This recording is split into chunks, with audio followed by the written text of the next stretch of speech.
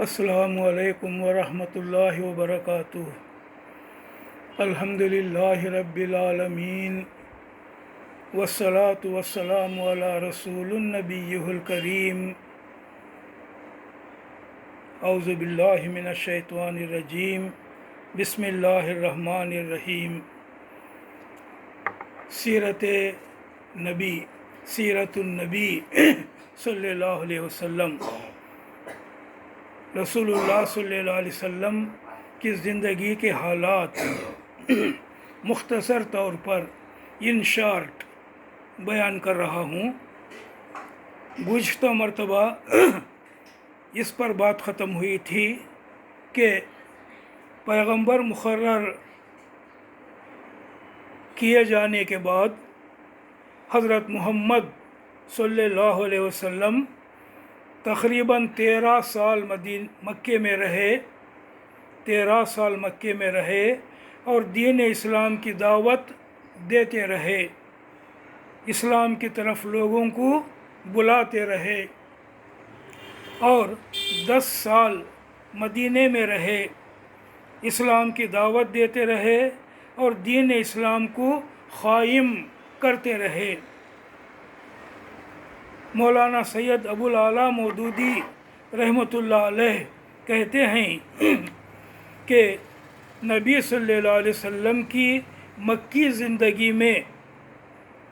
زندگی میں یعنی جب تک آپ مکہ معظمہ میں رہے اس وقت دعوت اسلامی کے نقطۂ نظر سے، اسلام کی دعوت دینے کے پوائنٹ آف ویو سے ہمیں 4 دور نظر آتے ہیں، مکی دور 4 نظر آتے ہیں، 4 مکی دور ہمیں نظر آتے ہیں۔ اگر ہم غور سے دیکھیں رسول اللہ صلی اللہ علیہ وسلم کی مکی زندگی کے بارے میں تو 4 دور ہمیں نظر آتے ہیں۔ پہلا دور نبی بنائے جانے سے لے کر نبوت کا اعلان کرنے تک، نبی بنائے جانے سے لے کر نبوت کا اعلان کرنے تک تقریباً 3 سال، جس میں دعوت اسلام کی طرف لوگوں کو بلانا خفیہ طور سے سیکریٹلی خاص آدمیوں کو دی جا رہی تھی۔ اسلام کی دعوت سیکریٹلی خفیہ طور پر دی جا رہی تھی۔ یہ پہلا دور ہے 3 سال کا، 3 سال تک ایسا ہی ہوتا رہا، اور عام اہل مکہ کو یہ معلوم نہ تھا کچھ ایسا ہو رہا ہے، عام لوگوں کو، جنرل پبلک کو معلوم نہیں تھا۔ یہ پہلا دور ہے مکی زندگی کا۔ دوسرا دور نبوت کے اعلان سے لے کر ظلم و ستم شروع ہونے تک، نبوت کا اعلان کرے، اعلان پبلکلی اناؤنس کرے اسلام کو، تب سے لے کر ظلم و ستم جب شروع ہوا اس وقت تک تقریباً 2 سال کا وقت تھا یہ، جس میں پہلے مخالفت شروع ہوئی، پھر روک ٹوک شروع ہوئی، پھر ہنسی مذاق کرنے لگے نبی کریم صلی اللہ علیہ وسلم کا اور اسلام کا، پھر الزامات لگانے لگے، جھوٹا پروپیگنڈا کرنے لگے، اور پھر مسلمانوں پر ظلم کرنا، انہیں مارنا پیٹنا شروع کر دیے، خاص کر غریب، کمزور اور بے یار و مددگار مسلمانوں کو۔ یہ دوسرا دور تھا تقریباً 2 سال کا، جب یہ باتیں شروع ہوئیں۔ تیسرا دور ظلم و ستم شروع کرنے سے لے کر حضرت ابو طالب اور حضرت خدیجہ رضی اللہ عنہا کی وفات تک تقریباً 5-6 سال کا عرصہ، یہ 3rd پیریڈ ہے، تیسرا دور دعوت کا، جب ظلم و ستم شروع ہو کر بڑھنے لگا، اور یہ جو ہے حضرت ابو طالب اور حضرت خدیجہ رضی اللہ عنہا کی وفات تک بڑھتا رہا، تقریباً 5-6 سال کا دور۔ اس دور میں مسلمانوں پر ظلم بڑھتا گیا، بہت سے مسلمان ظلم و ستم سے تنگ آ کر ملک حبش ہجرت کر گئے۔ نبی صلی اللہ علیہ وسلم اور آپ کے خاندان کا بائیکاٹ کیا گیا اس دور میں، اس 5-6 سال کے دور میں۔ یہ تیسرا دور ہمیں نظر آتا ہے۔ چوتھا دور 10 نبوی سے 13 نبوی تک، رسول اللہ صلی اللہ علیہ وسلم کو نبوت دی جانے کے بعد سے 10 سال سے لے کر 13 سال، 3 سال کا دور، 10 نبوی سے 13 نبوی تک، تقریباً 3 سال کا یہ دور، یہ چوتھا دور تھا۔ یہ دور نبی صلی اللہ علیہ وسلم اور آپ کے ساتھیوں کے لیے بہت سختی اور مصیبت کا زمانہ تھا۔ مکے میں آپ صلی اللہ علیہ وسلم کی زندگی مشکل کر دی گئی۔ طائف گئے آپ، یہ گاؤں کا نام ہے مکے سے دور، مکے سے طائف گئے تو وہاں بھی آپ کو حمایت نہ ملی، سپورٹ نہ ملا۔ حج کے موقع پر، اسلام سے پہلے بھی حج ہوتا تھا اور حج کے لیے عرب بھر سے لوگ حج کے لیے آتے تھے، تو حج کے موقع پر عرب کے ایک ایک قبیلے سے آپ مل کر اسلام کی دعوت دیتے رہے اور اپیل کرتے رہے کہ وہ آپ کا ساتھ دے، مگر کسی نے ساتھ نہ دیا۔ ادھر اہل مکہ بار بار یہ مشورے کرتے رہے کہ آپ صلی اللہ علیہ وسلم کو قتل کر دیں یا قید کر دیں یا مکے سے نکال دیں۔ ان باتوں کے مشورے مکے کے سردار کرتے رہے۔ آخر کار اللہ کے فضل سے مدینے کے انصار کے دل اسلام کے لیے کھل گئے اور ان کی دعوت پر، ان کے بلانے پر آپ صلی اللہ علیہ وسلم مدینہ ہجرت کر گئے، مکہ چھوڑ کر مدینہ چلے گئے۔ تو یہ چوتھا دور تھا، تقریباً 3 سال کا۔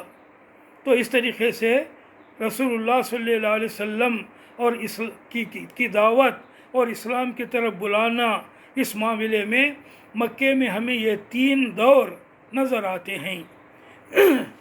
خفیہ تبلیغ کے دور میں سب سے پہلے جو سیکریٹلی، خفیہ طریقے سے اندر ہی اندر تبلیغ کرتے رہے اسلام کی، تو اس دور میں حضور صلی اللہ علیہ وسلم نے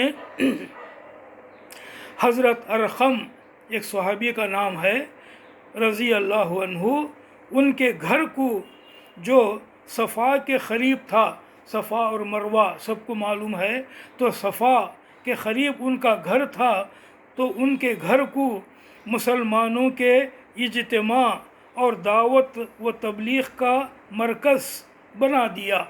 رسول اللہ صلی اللہ علیہ وسلم نے حضرت ارقم رضی اللہ عنہ کے گھر کو ایک سینٹر بنا دیا، تبلیغ کا ایک مرکز بنا دیا، اور مسلمانوں کے جمع ہونے، دین سیکھنے، نماز پڑھنے کا ایک اجتماع کا مرکز وہاں پر آپ نے قائم کر دیا، تاکہ مسلمان اس گھر میں جمع ہو کر نمازیں بھی پڑھیں، اور جو لوگ خفیہ طریقے سے مسلمان ہوتے جائیں وہ یہاں آتے رہیں اس گھر میں۔ 3 سال کی خفیہ دعوت ختم ہونے اور علانیہ دعوت اسلام شروع ہونے کے بعد بھی یہ گھر مسلمانوں کا مرکز بنا رہا۔ 3 سال خفیہ دعوت کے دور میں کل 130 لوگ حضرت محمد صلی اللہ علیہ وسلم پر ایمان لا کر مسلمان ہوئے۔ یہ 3 سال کی تبلیغ کا نتیجہ کیا ہوا کہ 130 لوگ جملہ مسلمان ہوئے اس خفیہ دور میں۔ یہ سابقون الاولین تھے، یعنی سب سے پہلے اسلام قبول کرنے والے، سب سے پہلے آگے بڑھ کر اسلام کو، ایمان کو قبول کرنے والے یہ لوگ تھے، یہ 130 لوگ سب سے پہلے ایمان لانے والے مسلمان تھے۔ ان کی سوچ اچھی تھی، ان کی فطرت، ان کا نیچر اچھا تھا۔ انہوں نے سمجھانے سے شرک کی برائی کو سمجھا، توحید کی حقیقت کو مانے، محمد صلی اللہ علیہ وسلم کو اللہ کا رسول مان لیا، قرآن کو اللہ کا کلام اور اللہ کی طرف سے آنے والی ہدایت مانا، اور آخرت کی زندگی کو یقینی حقیقت سمجھا۔ ان لوگوں نے، ان مسلمانوں نے اسلام کو اچھی طرح سمجھ لینے والے ان مسلمانوں کو تیار کر لینے کے بعد حضرت محمد صلی اللہ علیہ وسلم نے اللہ کے حکم سے اعلان پبلکلی لوگوں کو اسلام کی طرف بلانا شروع کیا، دعوت عام شروع کی آپ صلی اللہ علیہ وسلم نے۔ مکہ معظمہ میں جب پہل رسول اللہ صلی اللہ علیہ وسلم نے اسلام کی تبلیغ شروع کی، اسلام کے بارے میں لوگوں کو بتانا شروع کیا، لوگوں کو اسلام کی طرف بلانا شروع کیا، تو 3 باتوں پر پورا زور دیا آپ صلی اللہ علیہ وسلم نے۔ 3 باتوں کو خاص طور پر آپ نے زور دے کر تبلیغ کرتے رہے، دوسری باتیں بھی تھیں مگر یہ 3 باتیں خاص طور پر لوگوں کو سمجھانے کی آپ کوشش کرتے رہے۔ وہ 3 باتیں کیا ہیں؟ ایک یہ بات کہ اللہ کے ساتھ خدائی میں کسی کو شریک نہ کیا جائے، شرک نہ کیا جائے۔ دوسری یہ کہ آپ صلی اللہ علیہ وسلم کو اللہ تعالیٰ نے اپنا رسول مقرر کیا ہے۔ تیسری بات یہ کہ اس دنیا کا ایک روز خاتمہ ہو جائے گا اور اس کے بعد ایک دوسری دنیا بنے گی جس میں تمام انسان دوبارہ زندہ کر کے اسی جسم کے ساتھ اٹھائے جائیں گے جس میں رہ کر انہوں نے دنیا میں کام کیا تھا۔ ان 3 باتوں کو خاص طور پر رسول اللہ صلی اللہ علیہ وسلم مکے کے لوگوں کو سمجھانا چاہتے تھے، سمجھا رہے تھے۔ ایک توحید، دوسرا رسالت اور تیسرا آخرت۔ پھر ان کے عقیدوں اور اعمال کا حساب لیا جائے گا آخرت میں، اور اس حساب میں جو لوگ ایمان نیک عمل والے ثابت ہوں گے وہ ہمیشہ کے لیے جنت میں جائیں گے، اور جو کافر اور اللہ کے نافرمان ہوں گے وہ ہمیشہ کے لیے دوزخ میں رہیں گے۔ آخرت کے تعلق سے یہ تفصیل آپ نے لوگوں کو بتائی، سمجھاتے رہے۔ تو پہلے توحید، یعنی صرف ایک اللہ کی عبادت کرو اور اللہ کے ساتھ خدائی میں کسی کو شریک نہ کرو۔ یہ بات مکے والوں کو بہت ناپسند تھی، لیکن وہ بہرحال اللہ کا انکار نہیں کرتے تھے، وہ اللہ کو مانتے تھے۔ اللہ کا لفظ ان کی زبان میں تھا، اللہ کو رب اعلیٰ، سب سے بڑا رب اور خالق، دنیا کو پیدا کرنے والا اور رازق، رزق دینے والا، یہ سب باتیں وہ مانتے تھے مکے کے لوگ۔ اور یہ بھی مانتے تھے کہ دوسرے جن کو وہ معبود کہتے ہیں، جن دیوی دیوتاؤں کی وہ عبادت کرتے ہیں، وہ اللہ ہی کی مخلوق ہیں، یہ بھی مانتے تھے۔ اس لیے نبی صلی اللہ علیہ وسلم اور مکے والوں میں جھگڑا اس بات میں تھا، توحید کے تعلق سے، کہ اللہ کی ذات، اللہ کی صفات اور اللہ کی اختیارات میں ان مشرکوں کے معبودوں کی کوئی شرکت، ان کا کوئی حصہ ہے یا نہیں، اس بات پر اصل جھگڑا تھا۔ اللہ ہے کہ نہیں، اس بات پر جھگڑا نہیں تھا۔ اللہ کیسا ہے، اللہ کی صفات کیا ہیں، اللہ کے اختیارات کیا ہیں، اور یہ جو دیوی دیوتا وہ لوگ مانتے تھے ان کا تعلق اللہ سے کیا ہے، کیا وہ اللہ کی ذات میں، اس کی صفات میں، اختیارات میں شریک ہیں یا نہیں، اس بات کا جو ہے اصل جھگڑا تھا توحید کے معاملے میں۔ دوسری بات کہ حضرت محمد صلی اللہ علیہ وسلم کو اللہ نے اپنا رسول مقرر کیا ہے۔ مکے کے لوگ نہیں مانتے تھے اس بات کو، رسالت کو وہ نہیں مانتے تھے، مگر اس سے انکار کرنا ان کے لیے بہت مشکل ہوتا تھا۔ اس بات کا انکار کرنا کہ میں اللہ کا رسول ہوں، جو پیغمبر صلی اللہ علیہ وسلم کہتے تھے، ان کی اس بات کو جھوٹا سمجھنا ان کے لیے بڑا مشکل تھا، کیونکہ اللہ کا رسول ہونے کا دعویٰ کرنے سے پہلے 40 سال تک جو زندگی آپ صلی اللہ علیہ وسلم نے انہی کے درمیان گزاری تھی، اس میں انہوں نے کبھی آپ کو جھوٹا نہیں پایا، کبھی دھوکہ دینے والا نہیں پایا، کبھی اپنے فائدے کی خاطر ناجائز طریقے اختیار کرنے والا نہیں پایا۔ آپ کا کیریکٹر اتنا صاف ستھرا تھا اور آپ بالکل سچے تھے، یہ بات ان کو معلوم تھی۔ اب تمام باتوں میں سچے ہیں، صرف اس ایک بات میں جھوٹے ہیں کہ میں اللہ کا رسول ہوں، اس کہنے میں، تو یہ بات جو ہے ان کو قبول کرنا اور دوسرے لوگوں کو بھی سمجھانا بڑا مشکل ہوتا تھا۔ وہ خود مانتے تھے، مشرکین مکہ، کہ اپنے فائدے کے لیے وہ خود مانتے تھے کہ آپ بہت سمجھدار ہیں، محمد صلی اللہ علیہ وسلم بڑے ہی سمجھدار ہیں، مانتے تھے، اور آپ کے اخلاق بہت ہی اچھے تھے، مانتے تھے۔ اس لیے آپ پر کئی الزامات لگانے کے باوجود، آپ کو جھوٹا کہنے، دیوانہ کہنے، جادوگر کہنے، یا آپ پر جادو ہو گیا ہے، یہ تمام باتیں کہنے کے باوجود مکے والوں کے لیے یہ ماننا بہت مشکل ہوتا تھا کہ محمد صلی اللہ علیہ وسلم سارے معاملات میں تو سچے ہیں، مگر صرف نبوت اور رسالت کے دعوے میں جھوٹے ہیں، معاذ اللہ۔ یہ جو ہے ان کے لیے بڑی مشکل بات تھی، خود ماننا اور اپنے دوسرے لوگوں کو سمجھانا، یہ بات بڑی مشکل ہو رہی تھی ان کو، تو یہ رسالت کی بات تھی۔ تیسری بات، آخرت کا عقیدہ۔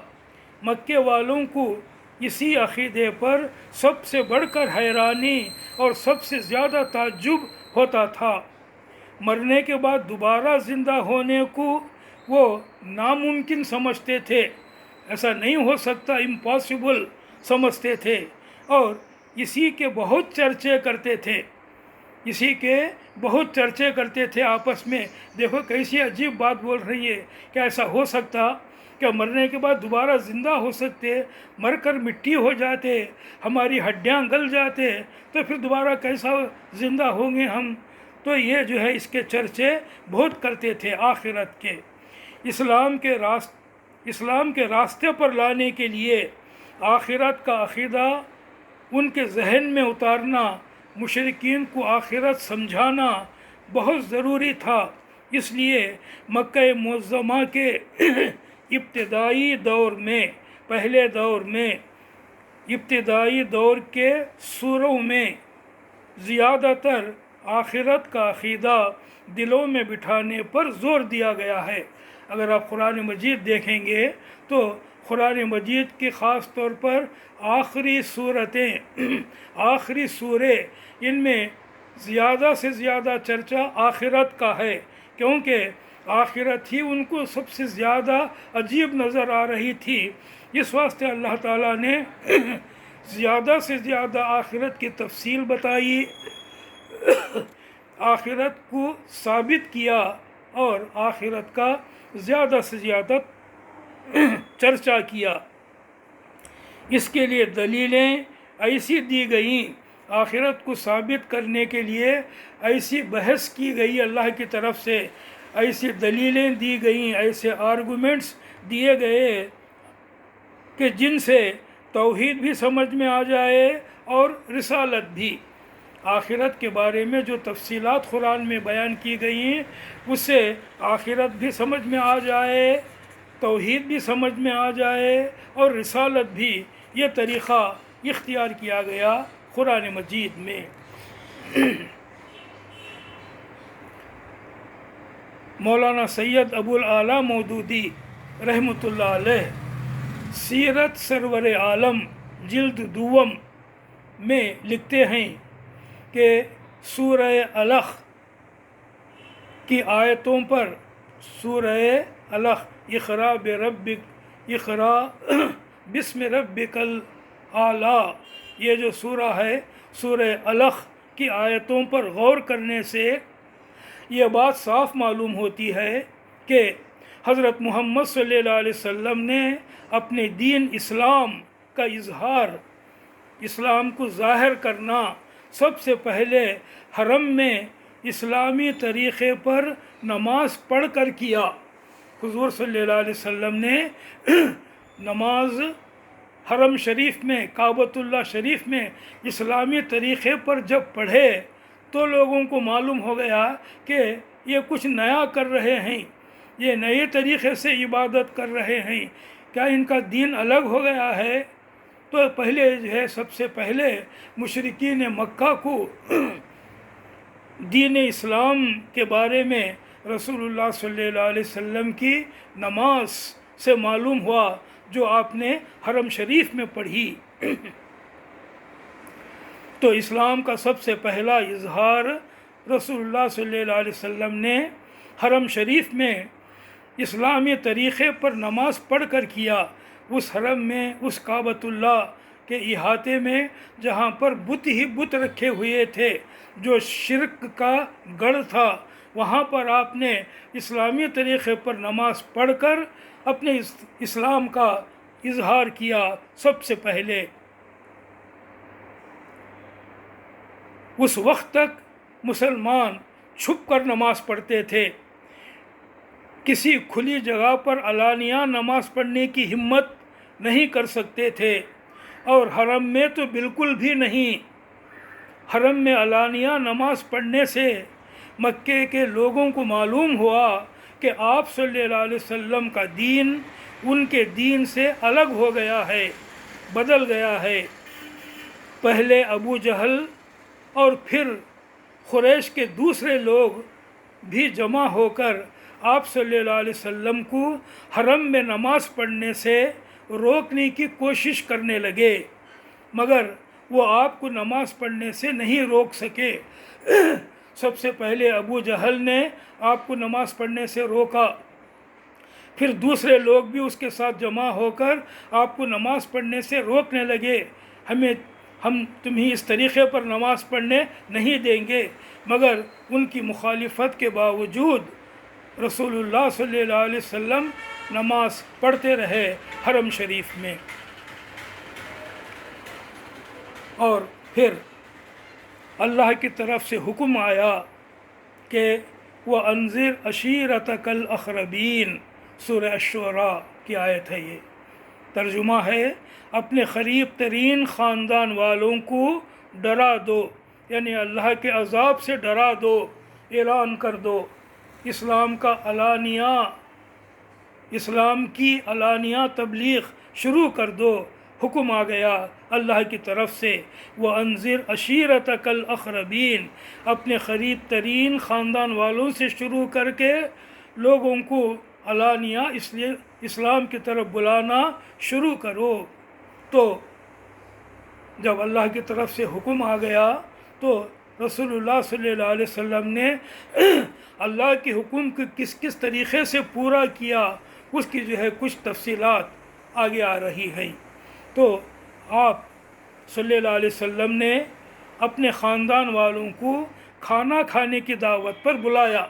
آپ نے شروعات اس واسطے کی، سب سے پہلے کھانے کی دعوت کی، آپ نے اپنے خاندان کے لوگوں کو کھانے پر بلایا۔ 45 آدمی آئے، 45 لوگ، بڑا خاندان تھا بنی ہاشم کا، بنی عبد المطلب کا، ابو طالب کا خاندان، تو 40 پر 5 آدمی کھانے کے لیے جمع ہوئے۔ مگر اس سے پہلے کہ آپ صلی اللہ علیہ وسلم اپنی بات کہتے، جو بات کہنے کے لیے آپ ان کو کھانے پر بلائے تھے، اپنی بات کہنے سے پہلے آپ کے چچا نے آپ کو بولنے سے روک دیا۔ ابو لہب نے، آپ کا چچا ابو لہب، اس نے آپ کو بولنے سے روک دیا اور مجلس خراب کر دی۔ اسے معلوم ہو گیا کہ یہ کچھ بولنا چاہتا ہے دین کے بارے میں، تو جو ہے کچھ گڑبڑ شروع کر دیا انہیں، اور رسول اللہ صلی اللہ علیہ وسلم کو بولنے کا موقع نہیں ملا۔ لوگ کھائے اور اٹھ کر چلے گئے، آپ کچھ نہیں کہہ سکے۔ دوسرے دن، نیکسٹ ڈے، آپ صلی اللہ علیہ وسلم نے پھر خاندان والوں کو کھانے پر بلایا، اور اپنے چچا حضرت ابو طالب کی حمایت سے، ان کے سپورٹ سے اپنے خاندان والوں کے سامنے اسلام کی بات رکھ دی۔ دوسرے دن آپ نے اپنا کام پورا کر دیا کہ اسلام کی بات اپنے خاندان والوں کے سامنے رکھ دی۔ بخاری اور مسلم میں ہے کہ اس موقع پر آپ صلی اللہ علیہ وسلم نے یہ بھی کہا کہ اے اولاد عبد المطلب، اے عباس چچا کا نام، اے صفیہ رسول اللہ کی پھوپھی، اے فاطمہ محمد کی بیٹی، تم لوگ اپنے آپ کو جہنم کی آگ سے بچاؤ، میں اللہ کی پکڑ سے تمہیں نہیں بچا سکتا۔ حضرت فاطمہ رضی اللہ عنہا اس وقت 2-2.5 سال کی تھی، صرف بچی تھی، پھر بھی آپ نے اس کا نام لے کر بھی یہ بات کہی۔ اللہ کا حکم کیا تھا؟ وَأَنذِرْ عَشِيرَتَكَ الْأَقْرَبِينَ، اپنے قریب ترین لوگوں کو اللہ کے عذاب سے ڈرا دو۔ تو آپ نے سب سے پہلے یہی کام کیا، نام لے لے کر آپ نے کہا کہ اپنے آپ کو اللہ کے عذاب سے بچا لو، میں تمہاری کوئی مدد نہیں کر سکتا، میں تمہیں اللہ کی پکڑ سے نہیں بچا سکتا۔ جو بات اس موقع پر آپ نے کہی، اس وقت یہ بات بھی آپ نے کہی۔ تو یہ پہلی بات تھی دعوت کو علانیہ لوگوں تک پہنچانے کے معاملے میں۔ پھر ایک دن آپ صلی اللہ علیہ وسلم صبح سویرے صفا پہاڑی پر کھڑے ہو کر، صفا و مروہ کی جو پہاڑی ہے، اس وقت اس پہاڑی پر آپ چڑھے اور سب سے اونچا پہنچ کر پہاڑی پر کھڑے ہو کر بلند آواز سے پکارا، ہائے صبح کا خطرہ، اے قریش کے لوگو، اے بنی کعب بن لؤوی، اے بنی مرہ، اے آل خصی، اے بنی مناف، اے بنی عبد شمس، اے بنی ہاشم، اے آل عبد المطلب۔ اس طرح آپ ایک ایک قبیلے کا، ایک ایک خاندان کا نام لے کر آپ پکارنا شروع کرے پہاڑ پر ٹھہر کر۔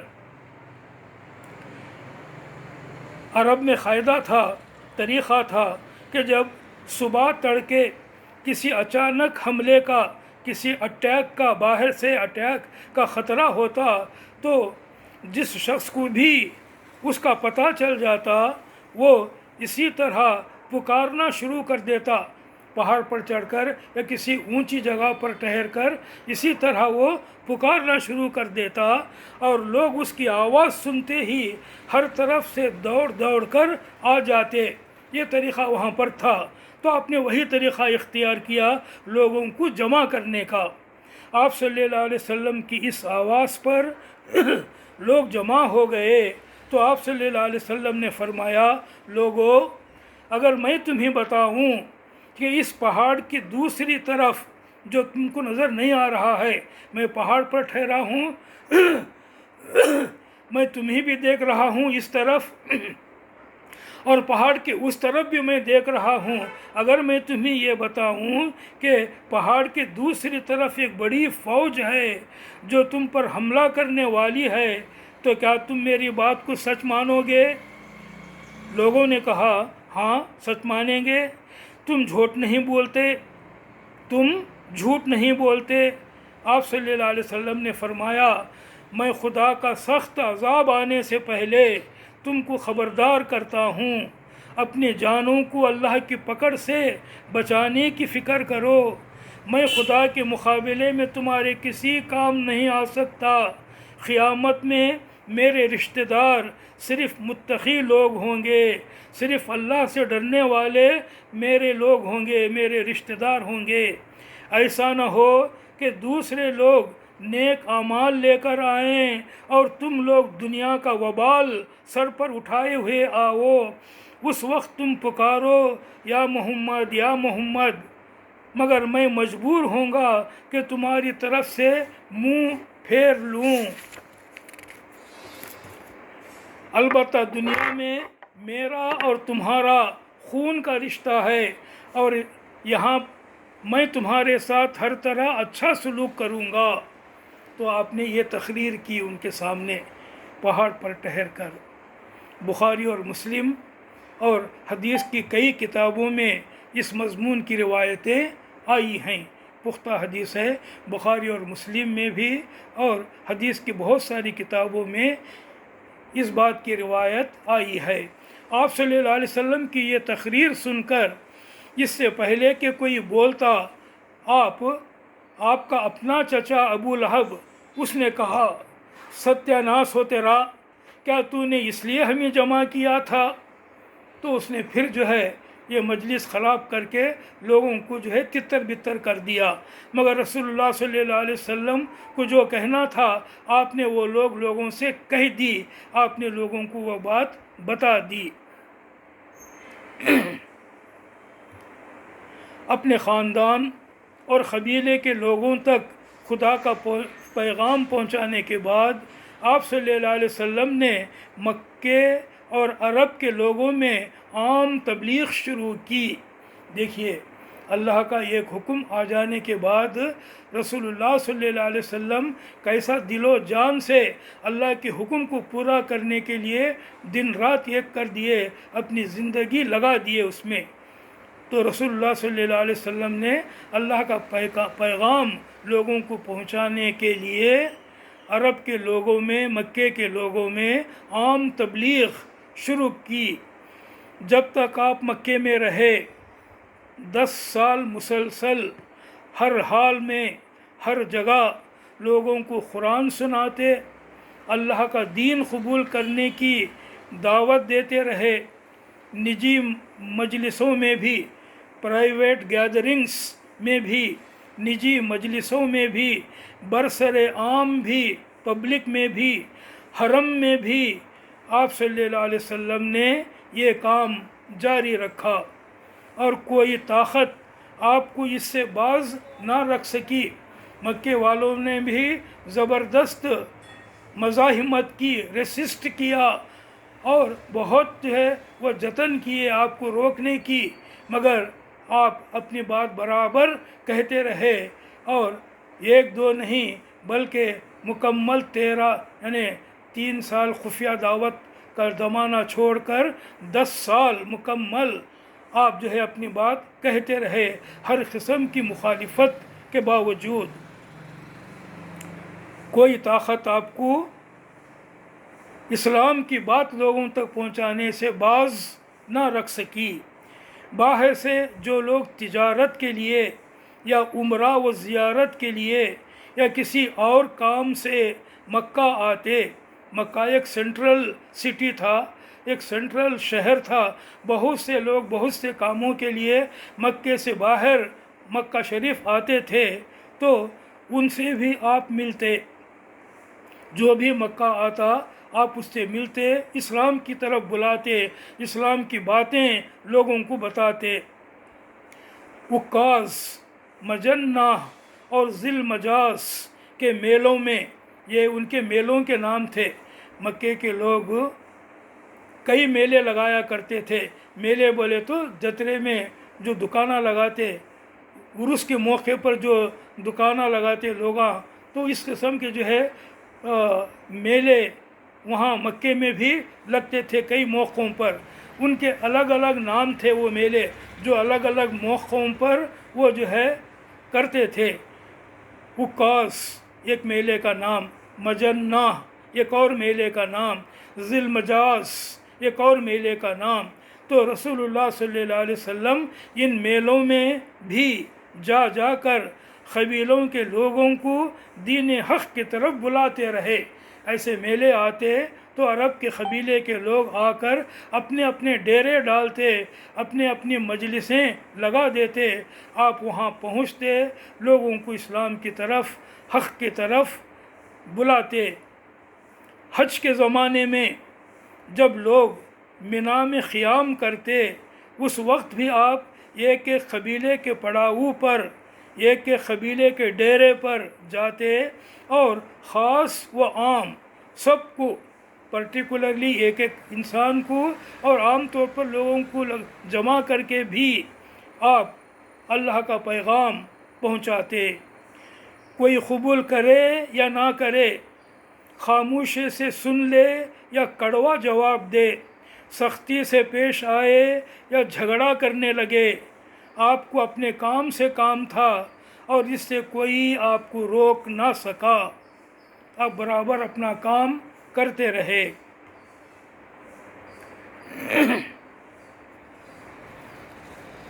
قرآن مجید کی صورتیں اور آیتیں اس دور میں بارش کی طرح برس رہی تھیں. انہیں آپ اعلان سناتے رہے. جیسے جیسے قرآن کی آیتیں نازل ہوتی رہیں، آپ صلی اللہ علیہ وسلم قرآن کی وہ آیتیں لوگوں کو سناتے رہے. لوگ مخالفت کرتے رہے، سنانے سے آپ کو روکنے کی کوشش کرتے رہے. ان کی ہزار کوششوں کے باوجود رسول اللہ صلی اللہ علیہ وسلم ان کو قرآن کی آیتیں سناتے رہے. کفار کی حجتوں کا توڑ کرتے رہے، ان کے شبہات و اعتراضات کے جوابات دیتے رہے اور انہیں حق کا قائل کرنے کی کوشش آپ نے برابر جاری رکھی. منا میں، عکاظ میں، مجنہ اور ذی المجاز کے میلوں میں ایک ایک قبیلے کے پڑاؤ پر جاتے اور فرماتے، لوگو لا الہ الا اللہ کہو فلاح پاؤ گے. یعنی آپ کیا کہتے تھے، کیا بول کر لوگوں کو اسلام کی طرف بلاتے تھے، وہ بھی جو ہے کتابوں میں ہے. آپ کہتے تھے لوگو لا الہ الا اللہ کہو فلاح پاؤ گے، کامیاب ہو جاؤ گے. اس کلمے کی بدولت تم عرب کے حاکم بن جاؤ گے اور عجم یعنی عرب کے باہر کے لوگ اور عجم تمہارے کنٹرول میں آ جائے گا. تم ایمان لے آؤ گے تو جنت میں تم بادشاہ ہوگے. ایسی باتیں آپ لوگوں سے بیان کرتے تھے. ایسی باتیں کہہ کے آپ لوگوں کو دعوت دیتے تھے. جب آپ ایسا کہتے اور لوگوں اور قبیلوں کے درمیان آپ چل پھر کر لوگوں کو جو ہے بات بتاتے تھے تو پیچھے پیچھے ابو لہب آپ کا چچا آ کر آپ کی مخالفت کرتا. لوگ کہتے یعنی مخالفت کرتا، یہ پاگل ہو گیا ہے، یہ ہمارے گھر کا، ہمارے خاندان کا آدمی ہے، مگر دیوانے باتیں کر رہا تھے، میں اس کی باتیں سنو نہ کو، اس کی باتیں مانو مت. ایسی باتیں کر کے وہ لوگوں کو آپ سے دور کرنے اور آپ کی باتوں کو نہ سننے کے لیے آپ کے پیچھے لگا رہتا تھا ابو لہب. لوگ کہتے آپ صلی اللہ علیہ وسلم سے کہ تمہارے اپنے خاندان، تمہارے اپنے قبیلے اور بستی کے لوگ تم کو زیادہ جانتے ہیں. بھئی ہمیں تو باہر سے آئے ایسے لوگ ہیں، تمہارے اپنے لوگ تمہارے بارے میں ایسا بول رہے ہیں، وہ تم ہمارے سے زیادہ، وہ تمہیں زیادہ جاننے والے ہیں. انہوں نے تمہاری نہیں سنی تو ہم تمہاری کیسے سن سکتے ہیں. تو لوگ ایسا جواب دیتے تھے. یہ ابو لہب کی وجہ سے، مخالفت کی وجہ سے. یہ جواب سن کر آپ صلی اللہ علیہ وسلم یہ کہہ کر رہ جاتے، اے اللہ اگر تو چاہتا تو یہ ایسے نہ ہوتے. ذرا اندازہ لگاؤ کیسی سخت مشقت کر کے कैसी अच्छी अच्छी बातें आप सल्लल्लाहु अलैहि वसल्लम लोगों को बयान करने की कोशिश करते। और ये अबू लहब और उसके साथी और मक्के के दूसरे लोग किस तरह रंग में भंग डालने की कोशिश करके आपका काम ख़राब करने की कोशिश करते, तो आपको कितनी तकलीफ़ होती होंगी, आप जो है कितना मायूस होते होंगे। तो कभी कभी आप ऐसा बोल देते कि या अल्लाह अगर तू चाहता तो ये लोग ऐसे ना होते। एक देखने वाले ने बयान किया है, देखने वाले ने ये बात बयान की है कि हमने एक जगह देखा कि आप लोगों को तौहीद की दावत दे रहे हैं, इस पर लोग आपको तकलीफ़ें दे रहे हैं। कोई थूक रहा है आप पर, कोई आप पर मिट्टी फेंक रहा है और कोई आपको गालियां दे रहा है। यहाँ तक कि दोपहर हो गई, सुबह से दोपहर हो गई और ऐसा करने वाले दूसरे लोग चले गए। फिर एक लड़की पानी का एक बड़ा प्याला और रूमाल लिए हुए आई। आप सल्लल्लाहु अलैहि वसल्लम ने पानी पिया और वज़ू किया। ये आप सल्लल्लाहु अलैहि वसल्लम की बेटी हज़रत ज़ैनब थी। तो ये एक बात हमें मालूम होती है, एक बात किसी ने ये देखकर बयान की है। तो ऐसा आपके साथ होता था। अल्लाह का हुक्म पूरा करने के लिए आप जितना जतन करते थे, लोग आपको उतनी तकलीफ़ देते थे, और कैसी तकलीफ़ देते थे उसकी एक मिसाल ये है। आप सल्लल्लाहु अलैहि वसल्लम लोगों की मजलिसों, महफ़िलों और मजमुओं में जाते और दावत देते। आज़ाद को भी, ग़ुलाम को भी, ज़ईफ़, ख़वी, गनी, फ़कीर, हर किस्म के लोगों से मिलते और उन्हें अल्लाह की तरफ बुलाते। कुरान मजीद की गवाही है कि इन्ना लका फ़िन्नहारि सबहन तवीला, दिन में तुम्हारे लिए बहुत मसरूफ़ियात हैं। अल्लाह ताला कुरान में ये बात कहता है कि ए नबी सल्लल्लाहु अलैहि वसल्लम, दिन में तुम्हारे लिए बहुत मसरूफ़ियात हैं। इन्ना लका फ़िन्नहारि सबहन तवीला, तो ये वो मसरूफ़ियात थीं जिनके नमूने इससे पहले मैं आपके सामने अभी बयान किया हूँ। क्या बात थी, आखिर क्या बात थी कि कुरैश मक्का ना आप सल्लल्लाहु अलैहि वसल्लम को हरम में नमाज़ पढ़ने से रोक सके, ना अलानिया कुरान सुनाने से आपको बाज रख सके। हालांकि ये दोनों चीज़ें ही उनको सख्त नापसंद थीं। इन बातों को सख्त नापसंद करने के बावजूद क्यों मक्के के लोग आपको ऐसा करने से रोक ना सके, और कोई दूसरा मुसलमान ये दोनों काम करने की हिम्मत नहीं कर सकता था? ऐसा क्यों था? तो हकीकत ये है कि इसकी असल वजह सिर्फ़ यही न थी कि बनी हाशिम और अब्दुल मुत्तलिब हुज़ूर सल्लल्लाहु अलैहि वसल्लम के ख़ानदान आपकी हिमायत में कट मरने के लिए तैयार थे। ये ख़ानदान वो आपकी बात नहीं मानते थे बहुत सारे लोग, मगर आपको जो है कुछ तकलीफ़ दी जाए ये भी जो है पसंद नहीं करते थे। अगर वक्त आया तो आपके लिए कट मर जाने के लिए भी तैयार हो जाते थे। वो ज़माने का रिवाज ही वैसा था। अपने ख़ानदान, अपने क़बीले के आदमियों को बचाने के लिए वो कट मर जाने के लिए तैयार होते थे। तो आपके ख़ानदान के लोग भी आपके साथ ऐसे ही करने के लिए तैयार थे। कुरैश के लोग इसकी वजह से डरते थे, ये बड़े ख़ानदान हैं, इस ख़ानदान के लोग बहुत ज़्यादा हैं, हम ज़्यादा तकलीफ़ देने लगे तो फिर मामला लड़ाई और जंग तक नौबत आ सकती है, इस बात से डरते थे। बल्कि इसका सबब ये एक ही नहीं था, बल्कि इसका सबब आप सल्लल्लाहु अलैहि वसल्लम का वो ज़बरदस्त रौब भी था जो कुरैश के लोगों पर तारी था। ये बात भी थी बहुत बड़ी बात कि एक रौब था हुज़ूर सल्लल्लाहु अलैहि वसल्लम का जो मक्के के लोगों पर तारी था। वो आप सल्लल्लाहु अलैहि वसल्लम की दावत पर बेहद बेचैन हो जाते थे, गालियाँ देते थे, पत्थर मारते थे, हर तरह आपका दिल दुखाते थे, मगर آپ کے رعب نے ان کو اندر سے کھوکھلا کر دیا تھا کہ وہ آپ کو رسالت کے کام سے روک دینے کی ہمت نہ کر سکتے تھے۔ آپ کے اس رعب کے علاوہ آپ کے اس رعب کے کئی وجہ تھے۔ ایسا رعب آپ کا کیوں تھا؟ اس کے کئی وجہ تھے۔ ایک وجہ یہ تھی کہ بچپن سے مسلسل آپ کے بارے میں ایسی باتیں مکے کے لوگوں کو معلوم ہوتی رہتی تھیں کہ جن کی وجہ سے مکے کے لوگ جانتے تھے کہ آپ ایک غیر معمولی شخص ہیں، آپ کوئی معمولی آدمی نہیں، غیر معمولی آدمی ہیں، ایکسٹرا آرڈینری پرسنالٹی ہیں۔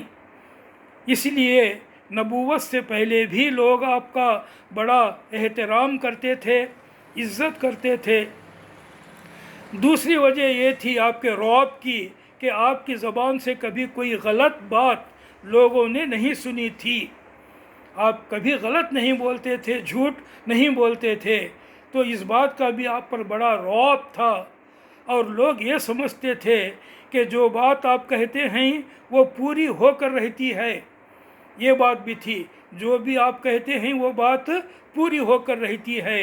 وہ ڈرتے تھے مکے کے لوگ اور سردار بھی کہ کہیں آپ ان کے بارے میں کوئی ایسی بات نہ کہہ دیں، یعنی ہمارے بارے میں، سرداروں کے اور مکے کے مشرکین کے بارے میں کہیں آپ صلی اللہ علیہ وسلم کوئی ایسی بات نہ کہہ دیں کہ وہ مصیبت میں پڑ جائیں۔ تو ایک لمٹ کے حد تک رہتے تھے ستانے میں، لمٹ پار کرنے سے ڈرتے تھے ستانے کے معاملے میں، کہیں ایسا نہ ہو جائے کہ آپ صلی اللہ علیہ وسلم ہمیں کوئی بد دعا دیں اور ہمارے اوپر کوئی مصیبت آ جائے۔ اس بات کا ان کو ڈر بھی تھا، یہ بھی آپ کے رعب کی ایک وجہ تھی۔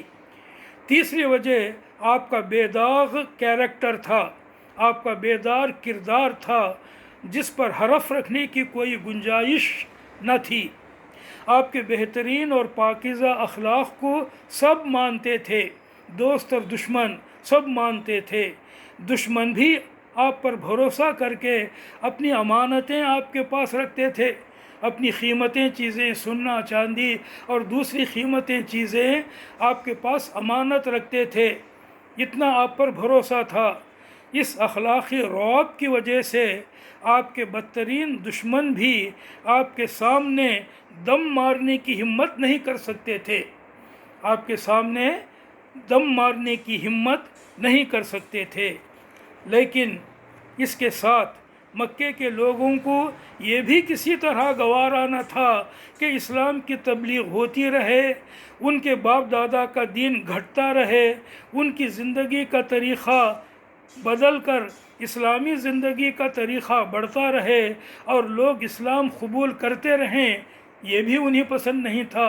اس بات کی بھی انہیں بڑے بے چینی تھی، اس لیے وہ اسلام کی دعوت کو کسی طرح چلنے نہیں دینا چاہتے تھے اور اسے روک دینا چاہتے تھے۔ آج یہیں پر میں اپنی بات ختم کر کے اگلی باتیں آئندہ کے لیے اٹھا رکھ کے اللہ سے دعا کرتا ہوں کہ وہ ہمیں سیرت النبی صلی اللہ علیہ وسلم پڑھنے، جاننے اور سننے کی توفیق دے، اور اس سے سبق لے کر ہمیں بھی اللہ کے دین کی دعوت دوسروں تک پہنچانے کی توفیق اور ہمت دے۔ آمین یا رب العالمین۔ وآخر دعوانا ان الحمد للہ رب العالمین۔